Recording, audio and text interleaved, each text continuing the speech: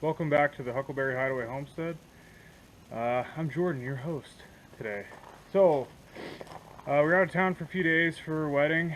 Back today. I've got today off yet, so working on some stuff. My plan today is, so all the sheeting's done, except for this strip basically right here at the deck is. So, the deck is attached to the structural beam with these joist hangers. Well, I want that structural beam behind all the sheeting and everything. I don't want it exposed. And with a deck attached like that, it's going to cause water intrusion and a bunch of stuff that you don't want. So, what my game plan is to, small section at a time, I'm going to cut 2 inches off the end of a joist of the deck, which is these pieces under here. I'm going to cut 2 inches off, pull the joist hanger and everything off, all the nails and everything out of that structural beam, and then I'm going to put in a piece of OSB sheeting underneath there. Then I'm going to put in put Tyvek down so I have that wrapped.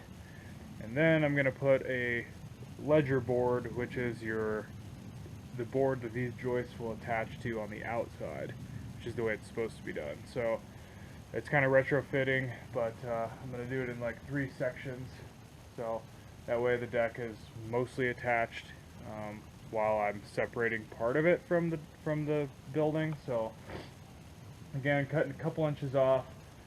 I'm going to kind of brace these with some of these 4x4s. So that they don't hopefully detach or anything. Just cut a couple inches off and get everything in there that I need to, and then kind of go from there. So that is the game plan for today. I'm going to try to get this done. Hopefully, I've got today and then part of tomorrow. Our electricians are coming tomorrow, so I won't have free reign when they're here. So I'm going to try to get this. I've got to dig a propane line or a trench for a propane line conduit that I'm going to put in, and a couple little odds and ends that I need to do. So don't remember. I got to get some pieces and parts picked up today. Brace the shower. I got my shower brace, so stay tuned for that as well. Those are all a few things that need to get done, but the big kind of push right now is to get this deck thing done, and then Tyvek. And so once that's all on, then it's basically window install and some odds and ends for this building. So getting pretty close. So I'm hoping by within this week I'll have all that done and have windows and stuff in. So anyway, that's what I'm doing, so stay tuned to see how it all unfolds.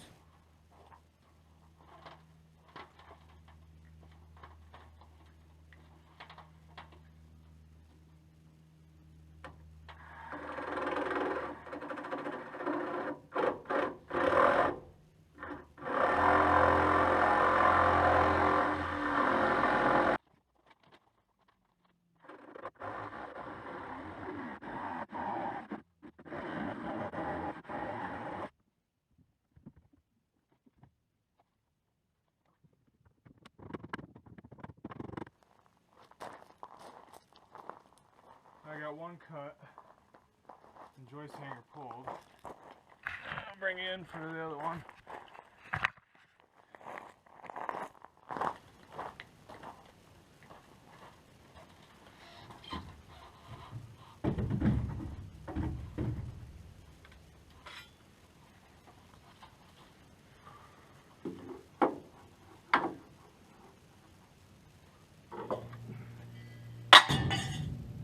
Boom. So I got 3 cut.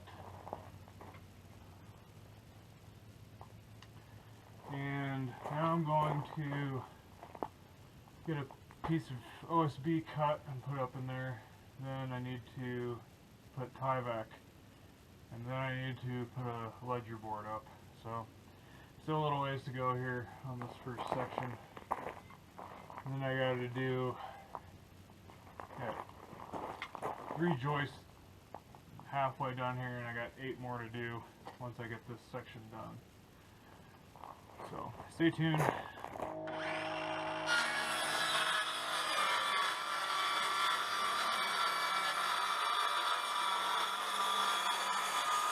So I got nailed that OSB up.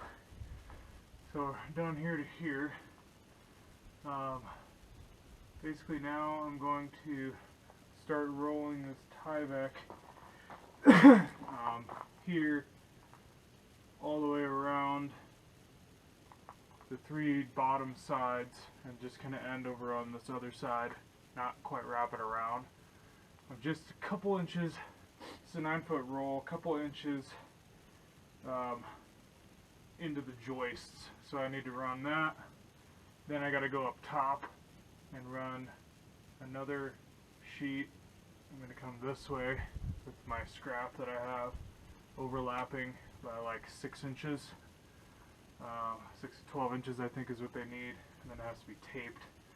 And then I'll stop basically up there. I got to run into town and get my lag bolts so I can put up these ledger boards, because that's what's going to go up after the Tyvek.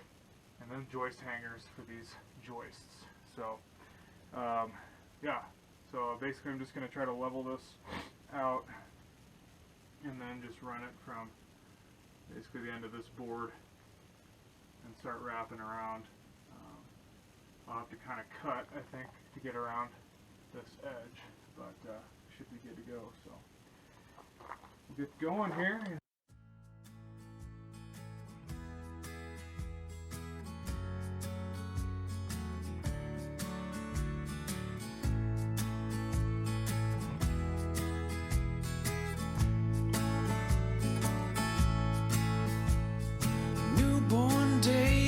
Still warm glow, life's in long lost times ago.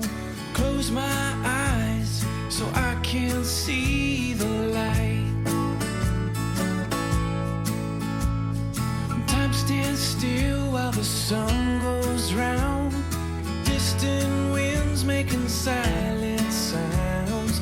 Daylight waiting to come relieve the night. So let it shine, shine, shine, shine on me. Let it shine, shine, shine, shine on me.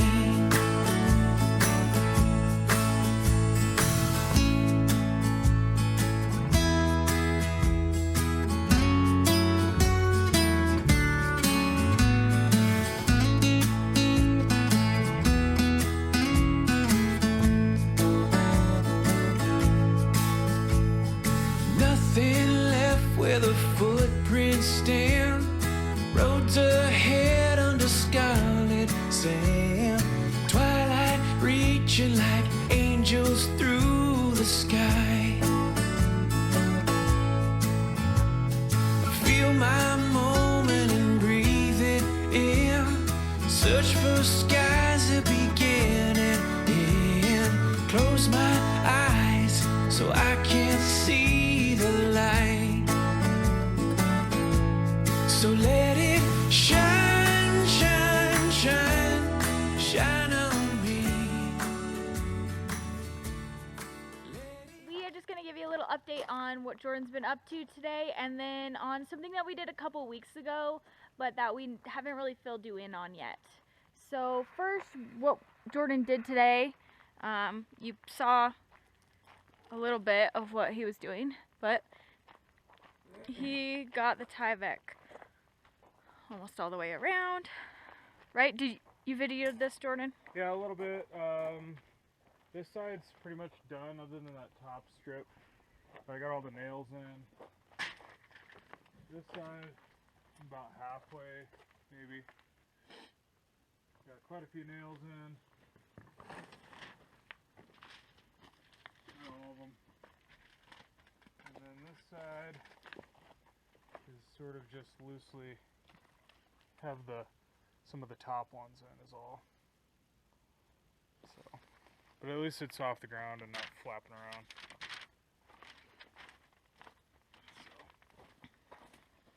So I did that, and then the deck project is kind of tied into that.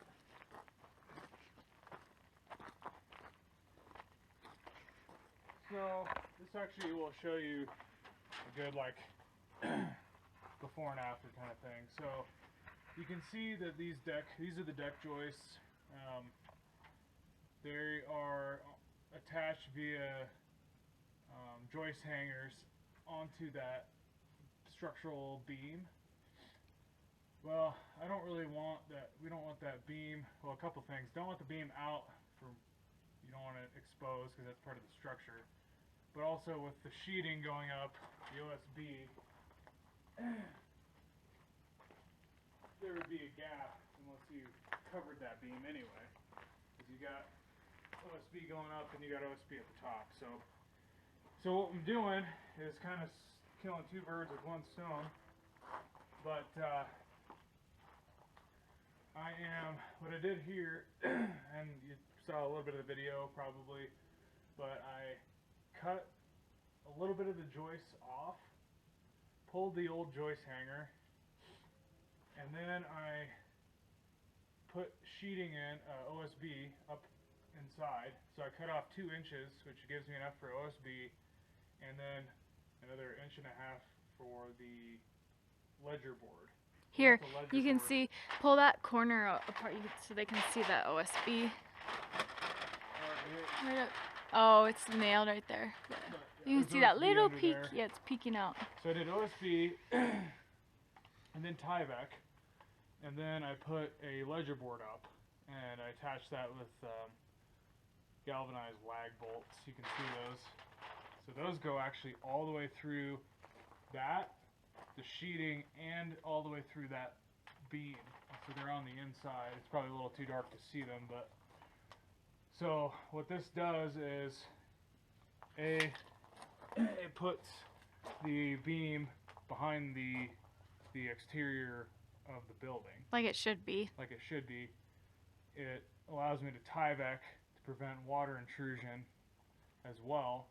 I also was able to put actual 2x12 joist hangers in instead of those are 2x8 ones, which you can use, but the 2x12 ones hold more weight, so you can see the difference between those.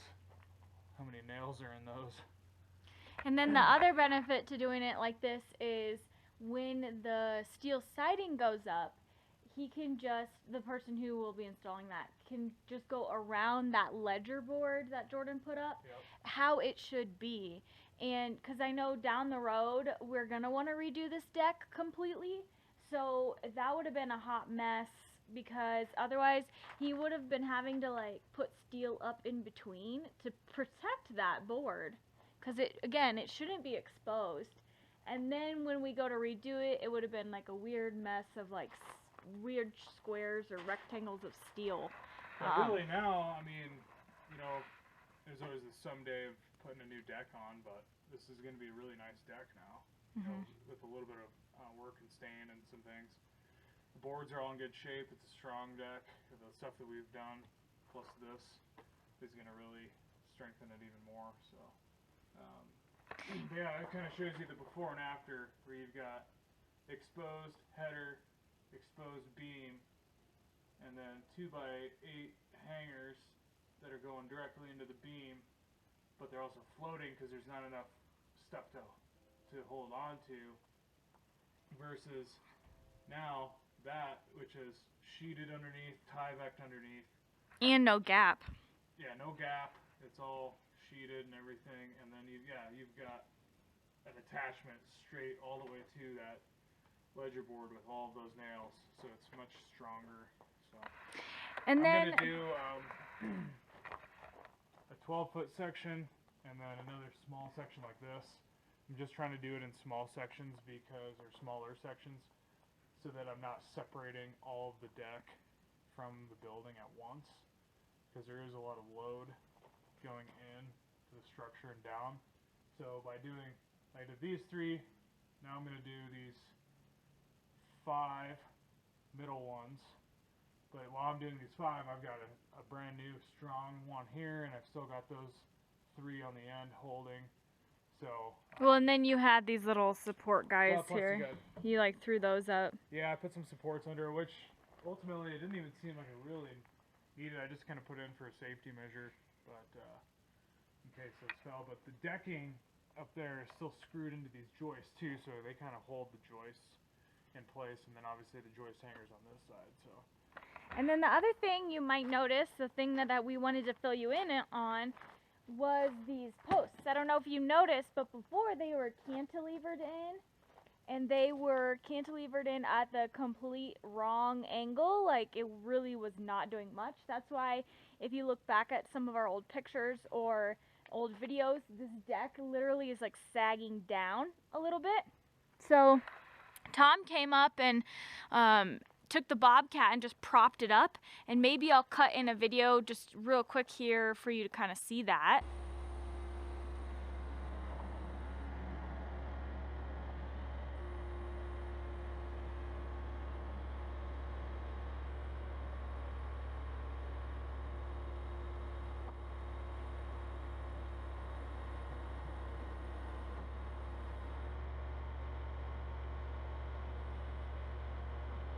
Yeah, so then you kind of see how we did that. And lifted it up, and we were able to get those 4x4 posts underneath, and now those are actually, the deck is more or less level. I went a little bit higher because it'll settle a little bit, but yeah, and then we put them in. We didn't put them in like concrete in the ground. We put them in those kind of those concrete block foundation thingies. What are those called? There's piers. It's piers. Concrete piers. The idea maybe actually is to talk about, maybe not this year, but in the future, pouring a concrete skirting. So we pour here, maybe even all the way out here, enough to park like a car on. And have a little patio. And have a little bit of a patio, but then we could kind of almost use those as like our footings for that. But we could probably pour about a 6-inch slab, which would be more than enough. Yeah, and so tomorrow we have the electrician coming, and I wanted to show you what we did to kind of show the electricians like where we want things, because like, you know, most people, they've got a blueprint or something like that where everything's pre-planned out. But we don't have that, so we're a fly by the seat of our pants kind of people. Yeah, yep. And I mean, we keep adding things and changing things. Like we decided we want to do some radiant floor heat, so that's like something else we added. So I don't know, hopefully it's not too dark in here, but everywhere we have these little pink sticky notes. So here's like our light switches. There will be some outlets. I just drew little outlets. So everywhere you see something pink is where we're going to have something, and then whatever we want is drawn on it. Yeah, Jordan did fill that. That was a video too that we couldn't include. You guys, we just started getting so busy and have been doing so much, it's hard to put everything into these videos in our little 20 to 30 minute videos. So there's some stuff that we were not able to include. But yeah, it's kind of fun having these, like, then you can like actually imagine where the light switches will be and the outlets. Yeah. We got to do that in the garage still, but that is what we're up to. I just have to make a small cut on this brace, and then we're going to put it in. It's for the freestanding shower wall. So I just need to cut this. It's to give the shower wall a little bit more support.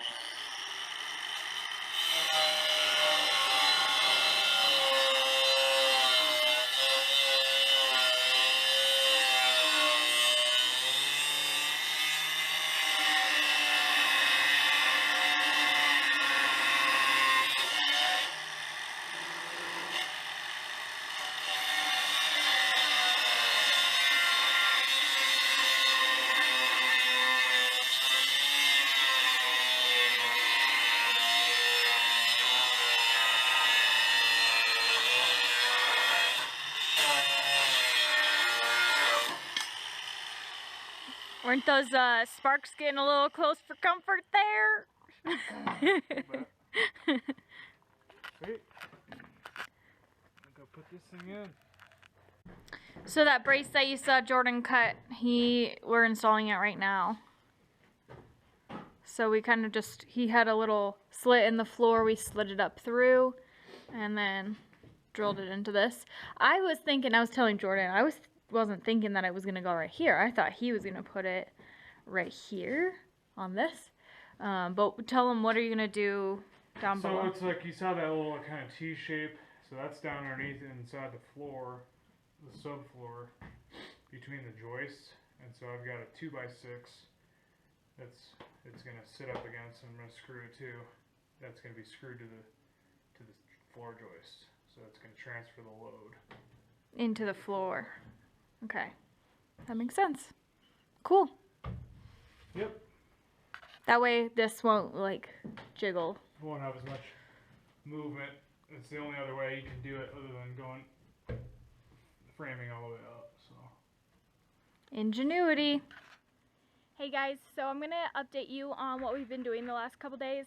We have been not very good at videoing it because we've just been like, it's go time, go go go, and we were out of town last week for Jordan's sister's wedding, and so you know what it's like coming back, even if you're not working on a project, like coming back, getting readjusted, back to work, and then anything else, any commitments that you have going. So yep, we've been doing that, and that's just been our focus. But let me fill you in on what we've been doing. So if you remember from the other video, Elaine and I started digging this trench, but we had to kind of put it on pause because there were some huge rocks, and Tom ended up coming up another day and kind of just digging in a little bit with the fork off his Bobcat, so it loosened it up. So I'm just going back through and kind of getting it to the depth it should be and getting it cleared out. So I'm almost done with that, and again, this is for the propane line. So I just have a little bit more to go, like this stretch, which I'm nervous because Tom didn't break it up there. So I'm like, that's gonna be super hard. If you are ever digging in like super rocky ground, you need to get one of these, like, I think it's steel rods. These things can really, you can just like throw them or jam them at a rock, and it gets the rock loose enough, like it'll wiggle it, so you can kind of pull it out. Okay, so then Jordan, the last you saw, he was working on Tyvek. He almost has the building complete. So there's this little strip he has left. And then today he got this tacked up, so it's not like completely nailed up top. It's just kind of tacked up there. And he has that little bit and that little nugget over there. He thought he measured it so it would be 6 inches on both sides, but somehow it got shifted. You can see, like, look how difficult it is to work on the back of this building, you guys. Like, look at this. It's just not easy to work back here. I guess while I'm talking about it, if you're like, oh my gosh, that's gonna totally cave in on you guys, our plan is to get some of those like big concrete blocks and for retaining walls, and we're gonna build a retaining wall back here. So we're gonna kind of carve out that just a little bit more, and then we'll put those concrete blocks. So then I'm gonna come around this way so you can see the front, because the front is totally covered.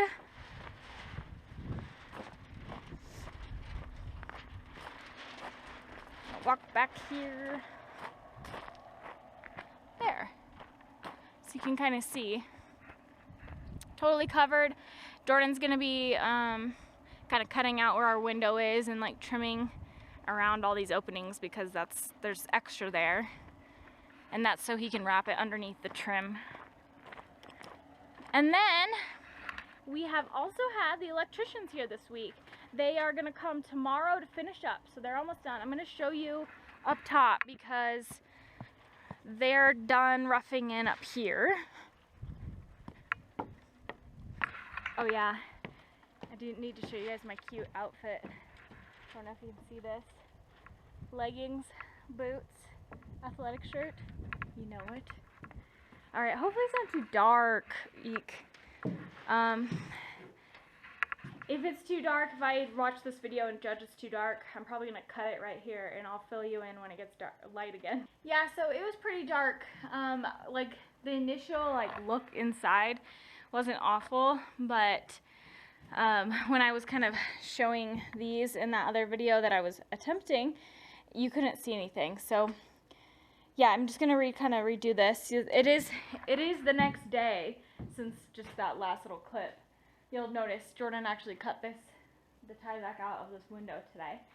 But yes, the electrical, that's what we're here for. So you can see, here's our light switches.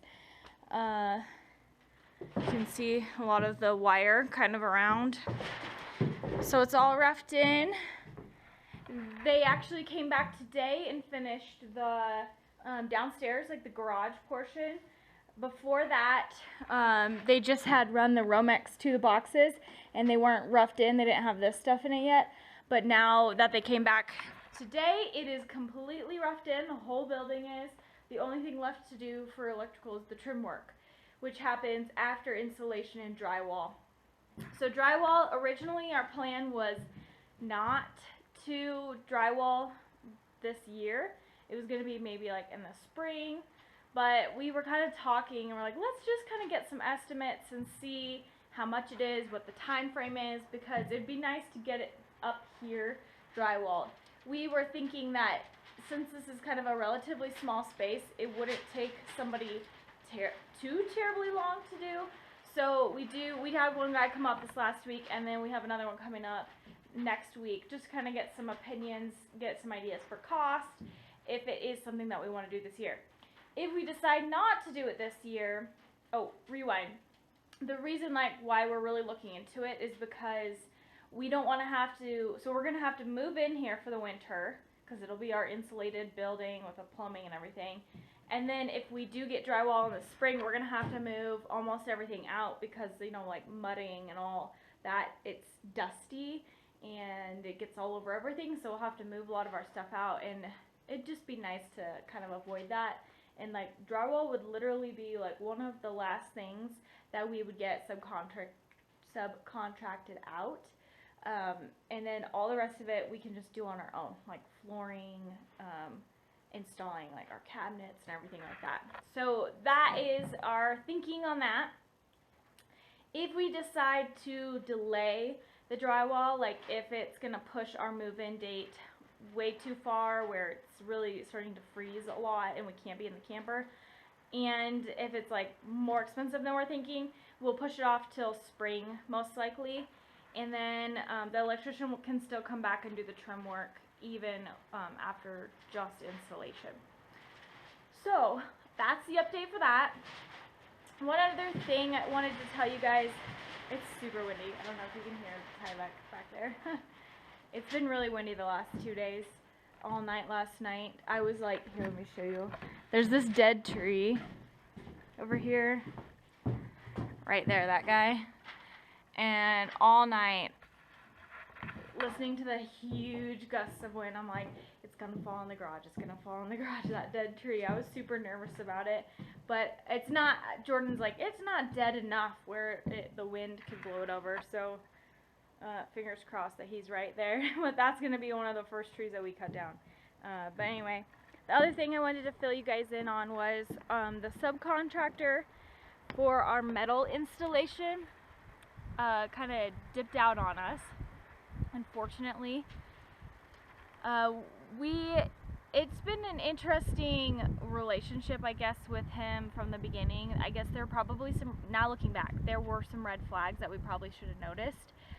We were just so gung-ho about kind of getting it done and finding someone who can do the work in our timeline that I think we ignored those things. But yeah, that happened yesterday. We were both pretty upset, really bummed. Kind of basically what happened was we had been multiple times we tried to like contact them for like a question or something like that, and it was just so hard to get a hold of him. It took forever for him to get back. And then this most recent time, he had submitted our measurements to the metal company that we're ordering our metal through, but 2 of them were missing.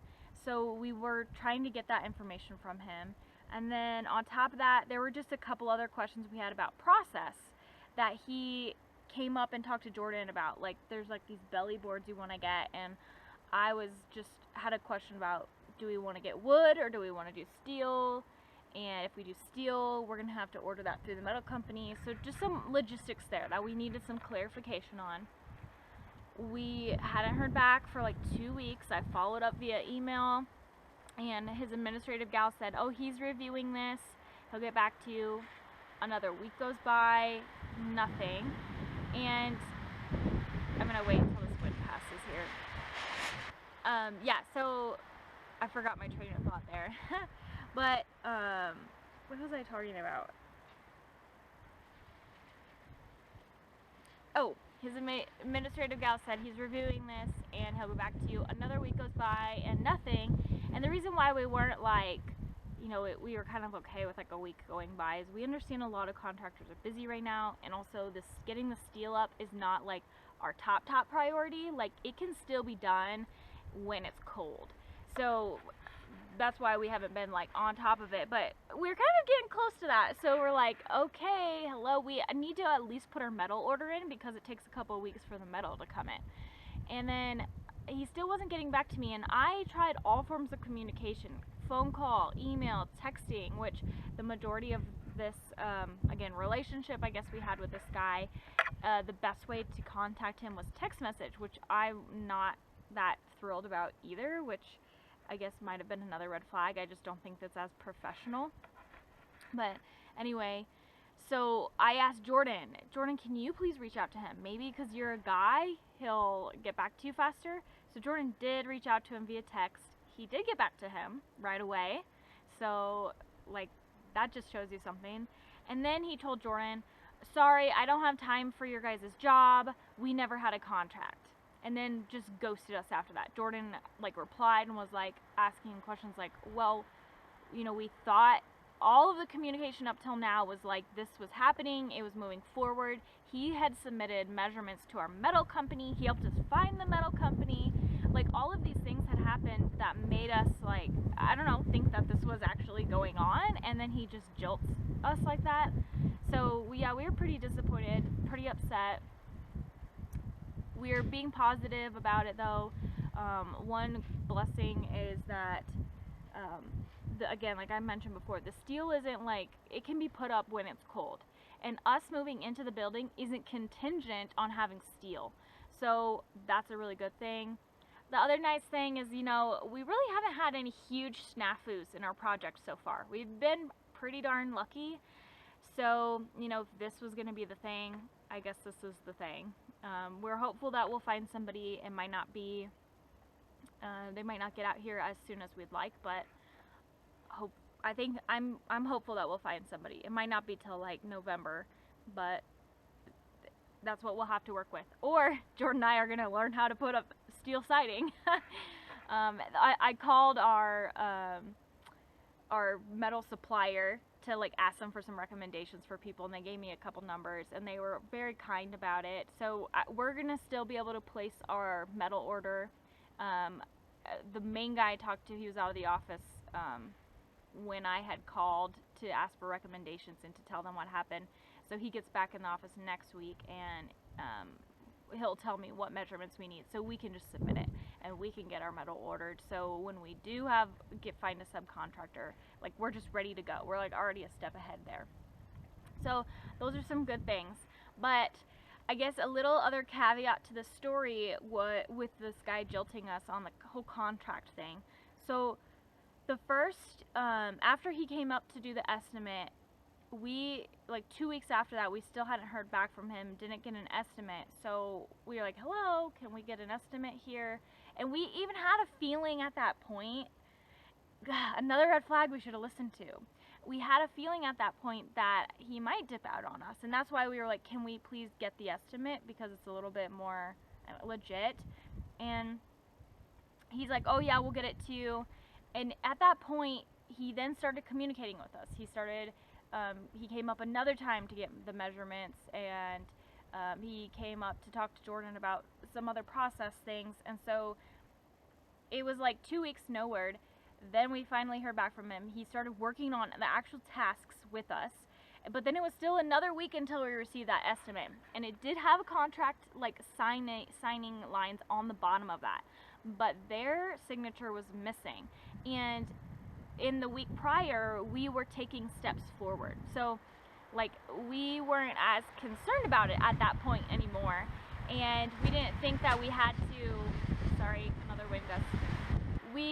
Because we were taking steps forward, we didn't think we needed to submit that, especially because their signature was missing, and they never even asked us to. Like weeks continued to go by after we got that, and we were continuing to take some steps forward, and they never asked for that. They weren't like, hey, we need to get this before we do anything else.